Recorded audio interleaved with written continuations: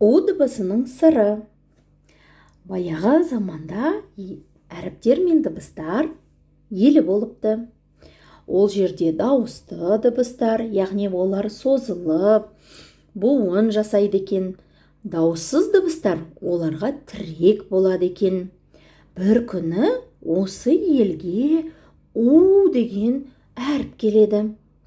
Олар таң қалғаны соншалықты, неге жартысы дауысты, жартысы дауыссыз деді.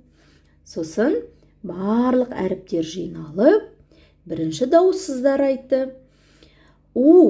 сен бізге ұқсайсың, біз сияқты әрбір сөздің буынына тірек бол деді.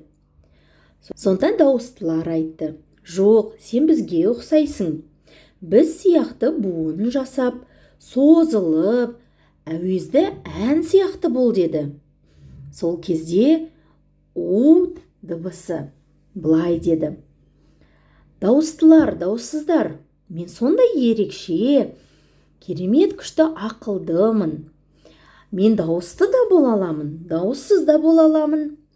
Мысалы, егер мен дауыстыдан кейін келсем, онда дауыссыз боламын деді. Мысалы, ау сөзінде а дауысты, одан кейін келген у дауыссыз. Дәл солай тау деген сөзді алсақ, а дауысты удың алдындағы, демек у дауыссыз болады. Тағы бір ерекшелігім, мен дауысты да бола аламын. Мысалы, ол үшін менің алдымда дауыссыз әріп тұру керек. Мысалы, су, ту деген сөздерде менің алдымда с мен т дыбысы бар. Сондықтан мен дауысты боламын деді. Міне, осылай у дыбысының ерекшелігін, яғни қай кезде дауысты болатынын, қай кезде дауыссыз болатынын жаттап алайық.